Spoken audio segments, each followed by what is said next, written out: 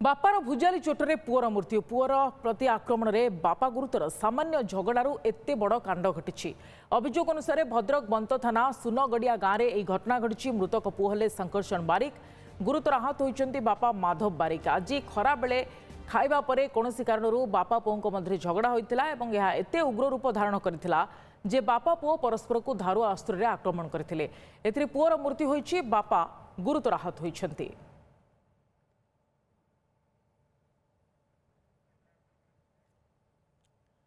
बापार भुजाली चोटरे poor मृत्यु होइछि एवं poor प्रति आक्रमण में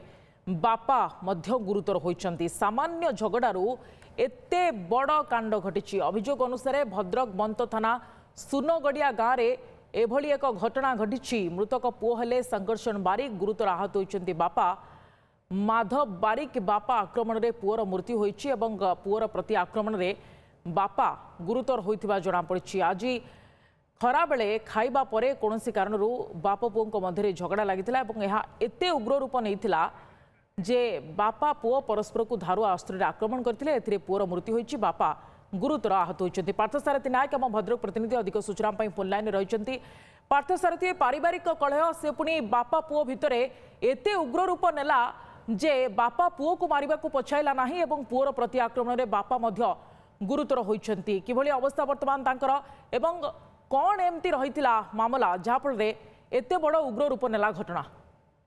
देखो जो घटना घटी पाखापाखि मध्याह्न 12टा समय जहाँ स्थानीय लोक कहवा कथा हो पुओ शंकरचरण बारिक हठात उत्क्षिप्त हो घर को पशि आसते हाथ में गोटे भुजाली टाइप गोटे मानस था बाप जेहेतु माँ मानसिक स्थिति भल ना माँ घर थे कि बाप रोषेबास होता माछ भजा होता डाली होता आज खाया व्यवस्था होता तो बाप डाकी घर खाया कि हठात बाप पुओ भर कौन जो कारण को नहीं सका गंडगोल होता जहाँफल से आज गंडगोल एत उग्र रूप नहीं बाप पुओ को आक्रमण कर पुओ बाप को आक्रमण कर किंतु बापर आक्रमण में पुओ शंकरचरण घटनास्थल में मृत्यु होता बेले बाप जे माधव बारिक बेकर मुंडे विभिन्न स्थान क्षत सृष्टि होती बंद पुलिस तुरंत उद्धार कर भद्रक जिला मुख्य चिकित्सा भर्ती कर अवस्था संकटापन्न होबारू बर्तमान कटक स्थानांतरित कर घटनास्थल में निजे जी अच्छा ध्याननगर एसडीपीओ त्रिलोचन सेठी से उपस्थित अच्छी तदंत कर बंद थाना पुलिस घटनास्थल पर पहुंची तदंत करेतु घरे कई न जो माँ जनक अच्छा घरे बयस है मानसिक विकृति अच्छी तेणुक पुलिस निहती तदंत प्रक्रिया जपर आगू बढ़ स्पष्ट हम क्यों कारण बाप पुओं आज उग्र रूप देखा मिलूँ। सुप्रिया परिवार वर्ग किसी प्रतिक्रिया बाबद मिलूँ कि देखो परिवार वर्ग कहले जी अच्छा जी मृतक जी मृत होती स्वामी बाप घर रहते कौन सूचना मिल पारि ना किंतु स्थानीय लोक कहवा कथा बाप पुओ मध्य दीर्घ दिन धरी पारिवारिक विवाद लगी रही